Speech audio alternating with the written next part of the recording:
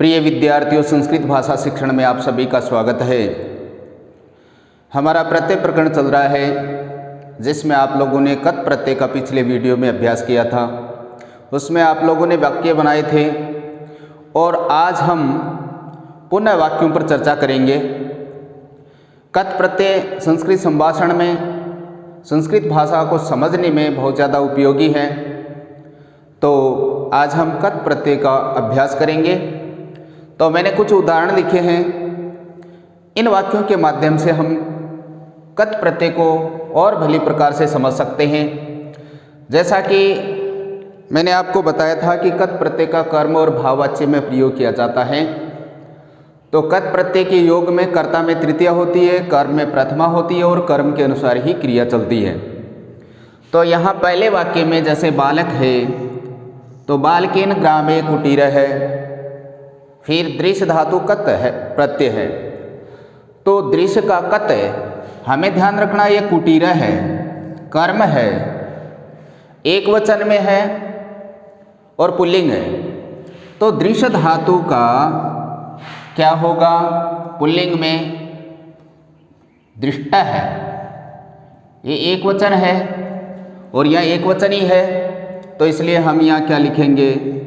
दृष्टा है। तो इसका अर्थ क्या होगा?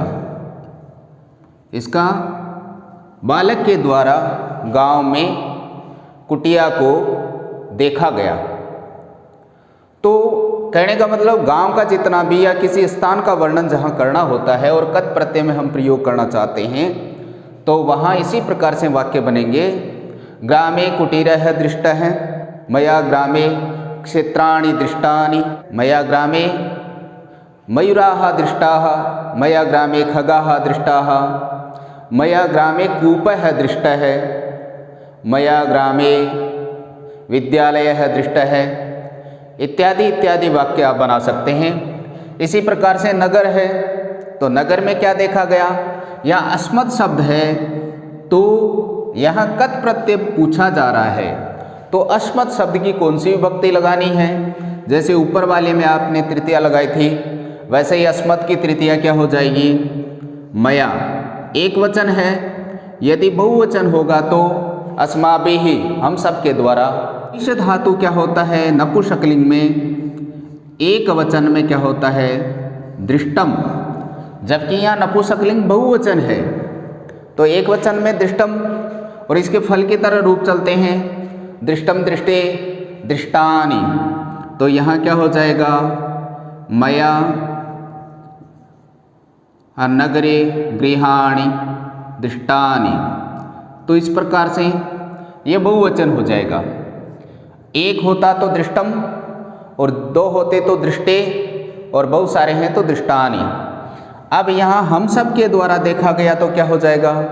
अस्माभिः नगरे गृहाणि दृष्टानि, अस्माभिः नगरे बस स्थानकम दृष्टम, बस स्टैंड देखा गया।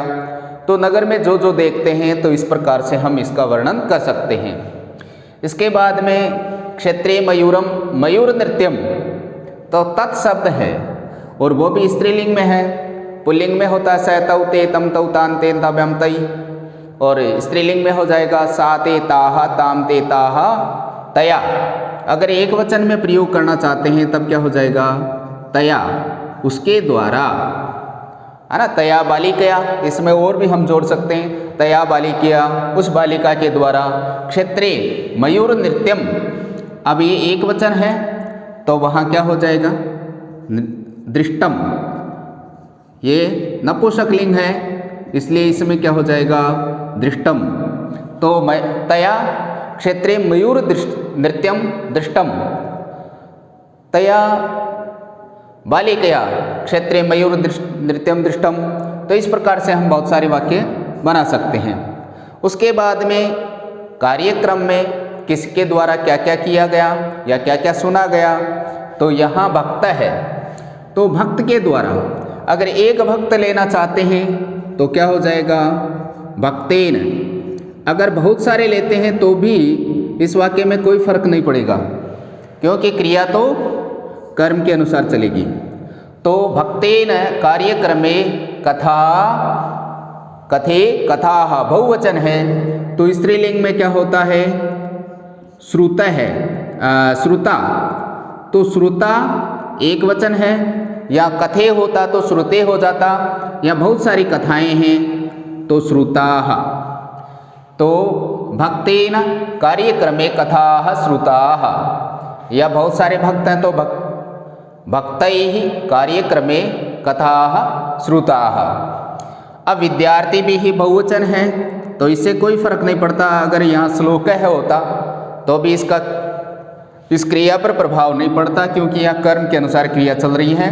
तो गई का गा हो जाता है, और गा का कत में क्या हो जाता है? गीता है। अगर एक वचन होता तो गीता है, और यहाँ बहुत सारे हैं तो गीताः, गीता है गीतौ गीताः। उसके बाद में साटी का, फिर क्री है, कत प्रत्यय है, तो फिर क्या हो जाएगा? क्री का कृता है, पुल्लिंग होता है, और यहाँ स्त्रीलिंग है तो कृता, कृतिगिरी। किसके द्वारा? तो मान लो महिला है तो क्या हो जाएगा? महिलया। और बहुत सारी महिला है तो महिला भी ही, महिलाओं के द्वारा साड़ी खरीदी गई। तो उसके बाद में हसितम, यहाँ कर्म है ही नहीं, तो जिसमें कर्म नहीं होता है उसमें भाववाच्य के नियम लगते हैं। तो यहाँ तक केवल सीता में तृतीया होगी। सीतया हसितम, सीतया पठितम, सीतया लिखितम, सीतया चलितम। सीता के द्वारा चला गया, सीता के द्वारा हंसा गया। तो इस प्रकार से यह भाववाच्य का प्रयोग हो गया। यहाँ आपने कई विकृतानि, तो विकृतानि बहुवचन है और नपुंसकलिंग है, तो वस्तु भी नपुंसकलिंगी होती है। तो वस्तु, वस्तु, वस्तूनि, तो इसके क्या बनता है? बहुवचन वस्तूनि, वस्तूनि। विक्रेतानि, दुकानदार के द्वारा वस्तुएं बेची गई। आपने कही शर्करा विक्रेता, दुकानदार के द्वारा चीनी बेची गई। तो इस प्रकार से कोई भी वस्तु होती है उसके साथ में इसका प्रयोग कर सकते हैं। उसके बाद में छात्री पाठाः, तो फिर क्या हो जाएगा?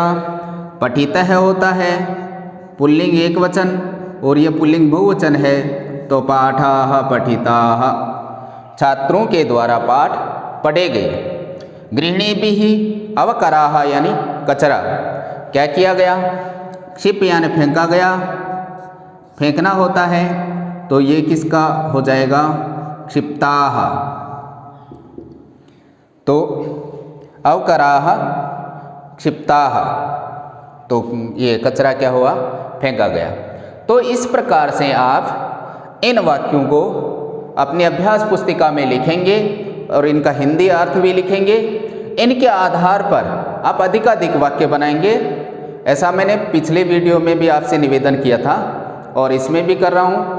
आप अधिकाधिक वाक्यों की रचना करेंगे, वीडियो को बराबर देखेंगे। यदि आप नए स्टूडेंट हैं तो आप यदि ठीक से समझना चाहते हैं संस्कृत को, तो पहले वीडियो से लगातार तैयार करते हुए पढ़ेंगे। मैं आशा करता हूँ आप बराबर वीडियो देखेंगे। अच्छा लगता है तो लाइक करेंगे, अपने साथियों के साथ शेयर करेंगे, और यदि आपने सब्सक्राइब नहीं किया है, आप पहली बार देख रहे हैं, तो सब्सक्राइब भी करेंगे। मैं आशा करता हूँ आप निरंतर अभ्यास करेंगे, सफलता को प्राप्त करेंगे, और अगले वीडियो में मैं अगले प्रत्यय के साथ में आपके सामने पुनः उपस्थित होऊंगा। तब तक के लिए जयतु संस्कृतम, जयतु भारतम, नमो नमः। पुनः मिलामः।